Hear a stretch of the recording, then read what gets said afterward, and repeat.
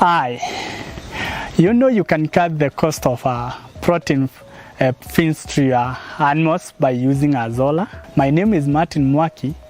I'm an Azolla farmer, and this is my story. Before I come to Azolla farming, I'm a student at Technical University of Kenya, pursuing diploma in quantity surveyor and engineering.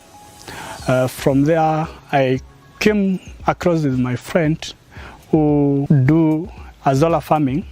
I visited him, so I came to learn more about Azolla farming.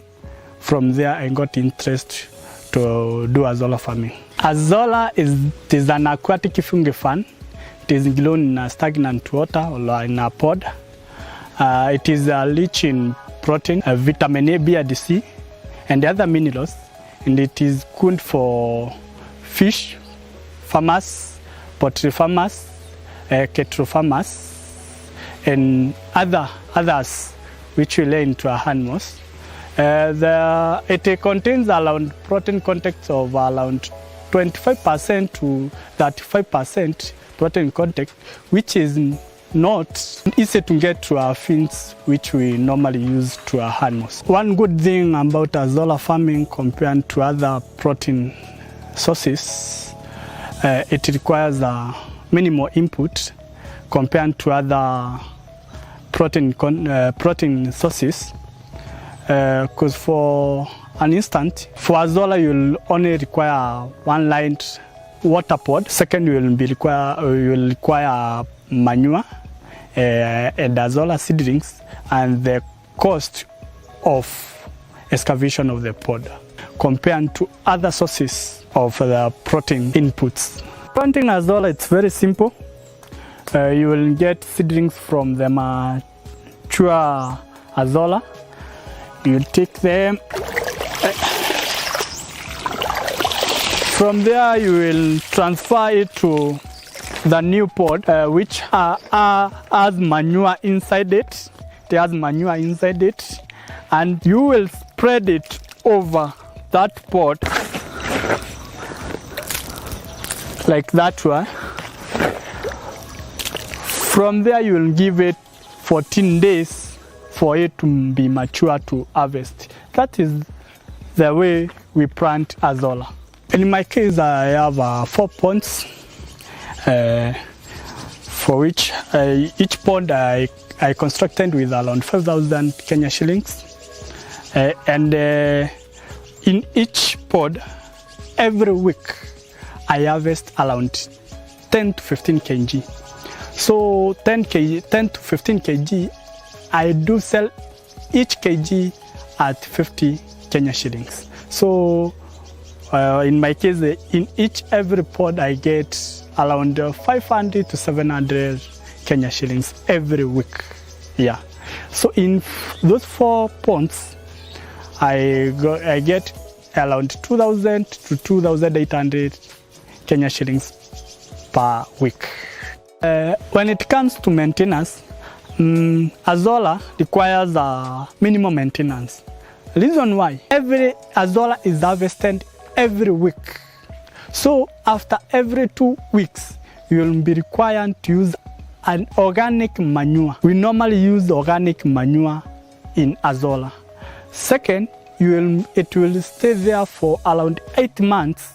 When you are doing harvesting, then you can maintain that Azolla, and you clean up that pod, and from there, after cleaning up that pod, you will be required to put another one, and it will take for only 14 days. From that 14 days, it will be ready to harvest. The new plant, first I had a challenge, the reason why customer didn't know what I'm doing. First I started selling it to customers around at Kenya shillings 20 bob. From there, they came across to know the importance of Azolla and the advantage of Azolla. So from there, the customers spread over the gospel about Azolla. They started coming up with at a large number. So I raised up my price up to 30. From there, the customers, they increased. From there, now I'm selling Azolla at 50 bob per kg. What attributed to customers to come to Azolla farm, to Azolla? One, in my area we have a large number of poultry farmers.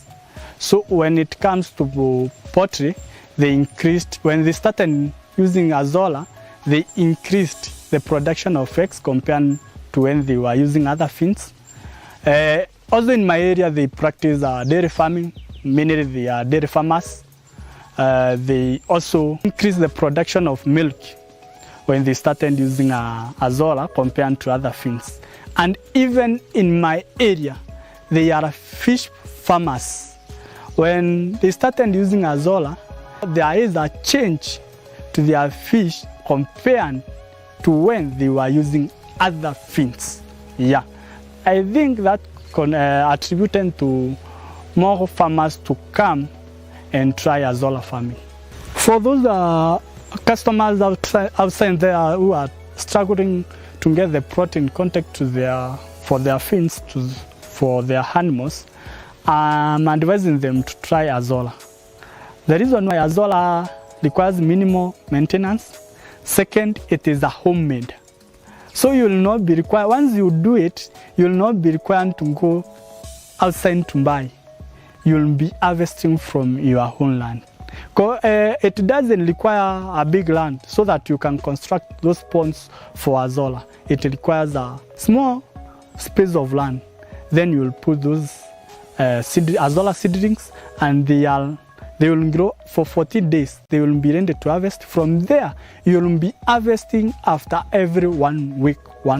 So you will, after those ponds, every time you will be having those Azolla, and you will be having protein, which you don't need to go outside to get it or struggle to get it. My challenges, first challenge is it is the capital to construct and expand my Azolla farm. It requires a large amount of money. The second is about insects getting inside, because these are stagnant water, like frogs, tadpoles, they get in here. So that if I fence, I've minimized them, so they will not be able to get in. I'm encouraging youth outside there to try Azolla farming. The reason why for me I've tried it, now it's the 6th month trying it. Azolla, it has been profitable to me. I was not able to cater for some of my expenses in that back time. But now, from the time I started trying Azolla farming, I'm able to cater for my expenses now. That's my story as an Azolla farmer. I'm interested to know what you grow in your farm. Share your story.